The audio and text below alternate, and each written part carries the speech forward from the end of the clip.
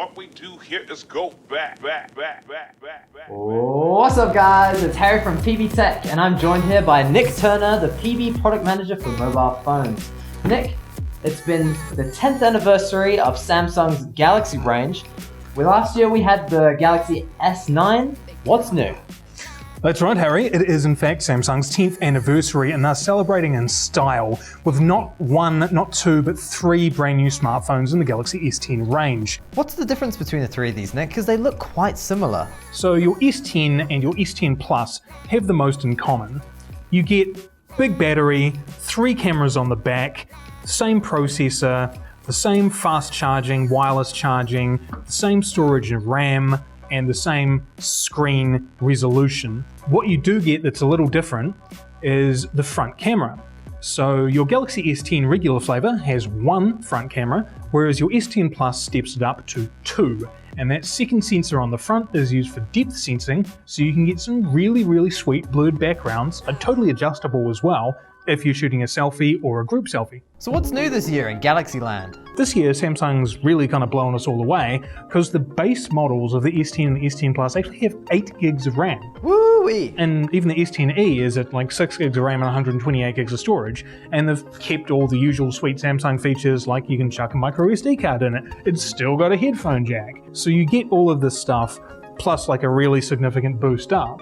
So you've got a fairly future-proof device, and with sweet features like Samsung's DeX mode, where you can plug it into a monitor and a keyboard and a mouse and use it as a kind of PC-like environment, or even use Linux on DeX, then those 8 gigs of RAM really come in handy. But what about little guy? I'm all about little phones. Tell me about the s10e, Nick. Like, are we losing any cameras on the front? So the S10e doesn't lose out anything on the front camera. In fact, the S10e, for people that like compact phones, is kind of the least compromised compact flagship smartphone that you can buy right now. It's great value for money, and you end up with this full flagship experience in a form factor that doesn't make your pocket super big, that actually fits in your hand, that you can reach one-handed, and you get all the essentials from the big ones, and a 1080p screen instead of a 1440p screen, but given the screen is physically a bit smaller, then you're really not missing out on too much, and in fact, given the dollar differences between them, a lot of people will really enjoy the S10e. So how has Samsung approached a notch on the S10?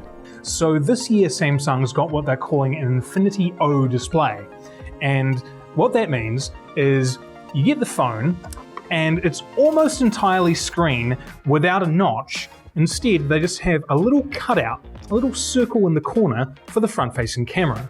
So much of these is screen that you barely even notice that there's this little hole here. And so they say it's completely uninterrupted, and really when you're watching a video or you're browsing the web or you're multitasking, then you see so much more screen and so much more content and so much less of the phone itself. It just kind of melts away. Perfect. While golfing, we played with them a little bit, but can you tell us a bit more about the cameras, Nick? So what we've got here with this triple camera array is we've seen some of the great ideas that some of the others have done get refined and implemented by Samsung in the S10 range. So you've got your same standard sensor and telephoto arrangement, and now they've added ultra wide. And ultra wide can give you a whole bunch of new ways to really get the most out of a scene. Honey. I found when people are buying smartphones, they're usually looking for the best screen, the best cameras, but also the longest battery life. What are we doing here with the S10? So this year, Samsung's new processor is really efficient in comparison to the past couple of generations. And not only that, despite the phones being really thin and light, they've managed to pack in bigger batteries than ever before, topping out at 4,000 milliamp hours in the Galaxy S10 Plus. So Nick, we covered differences, cameras, but what other features are hiding inside the S10 range? So one of the cool new things that's come out in the last couple of months has been fingerprint scanners under the screen, whereas the S10e has a more traditional capacitive fingerprint scanner located on the side. We haven't seen too many phones with side-mounted fingerprint scanners in the past couple of years. Sony made it famous originally, but it's really super handy, particularly on a little phone like the Galaxy S10e, because it sits exactly where your thumb's going to sit. It's got the power button integrated into it as well, so you can unlock with one smooth motion. They've also integrated double tap to wake, which is pretty new for Samsung, as well as raise to wake. So when you pick up the phone, then it just turns the screen on. Perfect. And then you press the power button and turn it off, or wait for it to time out. And I assume all of these are customizable. Totally. Please tell me about charging. I hear that there's some new tech going on inside the S10s. What do we got? All right, so you know about wireless charging. Well, reverse it, because now we're about reverse wireless charging.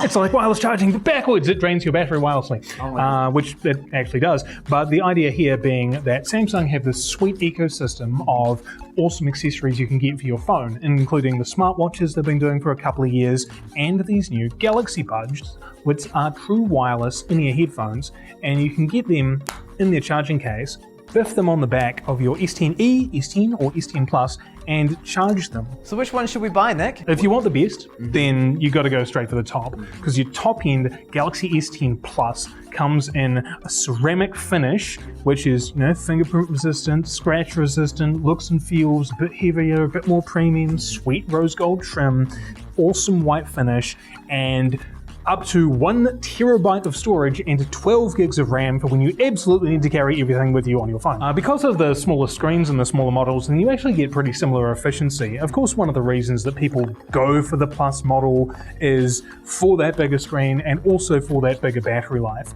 But this year, because there's a smaller difference than ever before between the S10 and the S10 Plus, we've actually seen a lot of people go for the regular S10 as well, which is kind of realizing the dream, right? You've got more screen in a smaller space, and you don't have to go for a physically larger phone to get that benefit.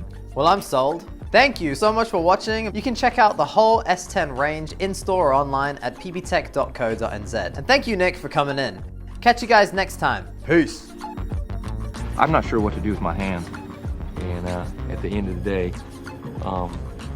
you know, you got to be happy. Ricky Bobby, a force to be reckoned with possibly in the near future.